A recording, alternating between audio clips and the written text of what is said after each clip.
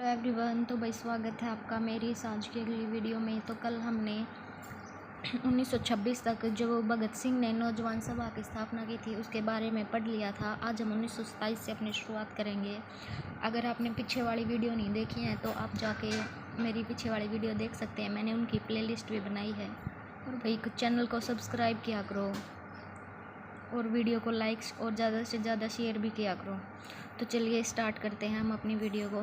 तो अब हम आते हैं 1927 में साइमन कमीशन इंग्लैंड आया, जो भारत में दिसंबर 1928 में आया। ठीक है, 1927 में साइमन कमीशन पहले तो इंग्लैंड में आया 1927 में, लेकिन भारत में कब आया? दिसंबर 1928 में। इसका विरोध किसने किया? लाला लाजपत राय ने।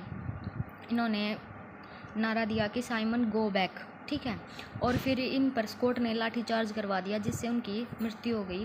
फिर आता है 1924 में जो ये पार्टी बनी हुई थी ना, अलग अलग हिंदुस्तान पब्लिक एसोसिएशन प्लस 1926 में जो नौजवान सभा बनी थी, दोनों मिलकर एक हो गई, जो 1928 में हिंदुस्तान सोशलिस्ट पार्टी बनी। ठीक है, इन्होंने स्कॉट की जगह सैंडर्स की हत्या की और जो पार्टी बनाई वो दिल्ली।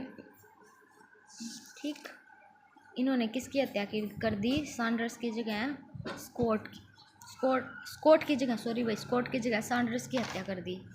फिर आगे आया 1929 में लाहौर षड्यंत्र, जिसमें भगत सिंह ने ट्रायल में बम फेंका।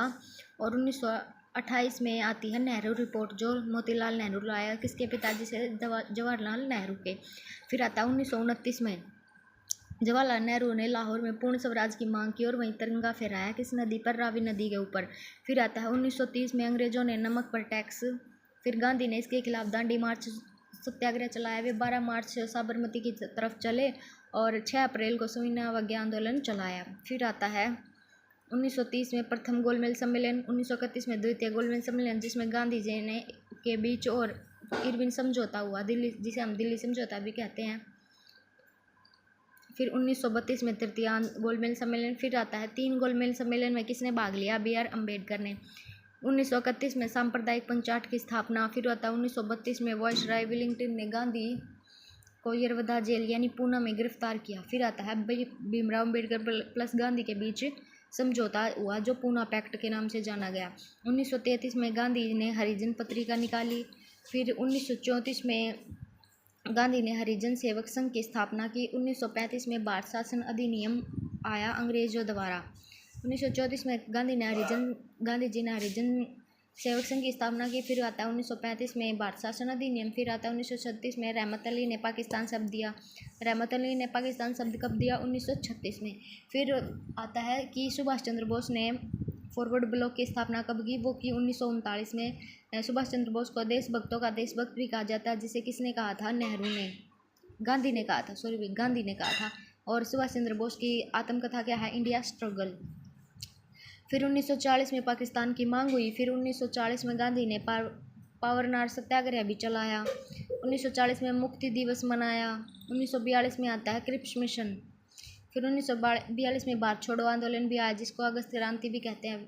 इसमें गांधी ने करो या मरो का नारा दिया।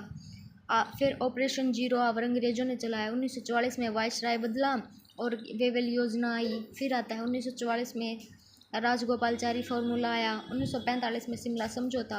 1946 में कैबिनेट मिशन और 1946 में सीधी कार्रवाई दिवस। फिर आता है 1947 में लॉर्ड माउंटबेटन प्लान आया, जिसको हम बाल्कन योजना कहते हैं। फिर 14 अगस्त को पाकिस्तान बन गया और 15 अगस्त को हिंदुस्तान। ये एक दो पॉइंट वैसे लिख रखे हैं मैंने कि सूर्य सेन किसको कहा जाता है? वो कहा जाता है मास्टर दा को। और नौसेना विद्रोह 1946 में। तो कल हम जो टॉपिक स्टार्ट करेंगे वो है सिंधु घाटी सभ्यता कि क्या थी, क्या था। हम सिर्फ इम्पोर्टेंट पॉइंट्स हम उनको ही कवर अप करेंगे, ज़्यादा से ज़्यादा ये नहीं है कि भाई हम अंदर तक जाएंगे। हम जो इम्पोर्टेंट होगा वही करेंगे। आई होप अगर आपको वीडियो अच्छी लगे तो लाइक शेयर और सब्सक्राइब करना। अगर भाई कोई गलती हो गई है या फिर कोई टॉपिक छूट गया या फिर मेरे से कोई गलती हो गई हो तो मुझे कमेंट में ज़रूर बताना। और भाई चैनल को सब्सक्राइब ज़रूर किया करो। मिलते हैं अगली वीडियो में, तब तक के लिए धन्यवाद।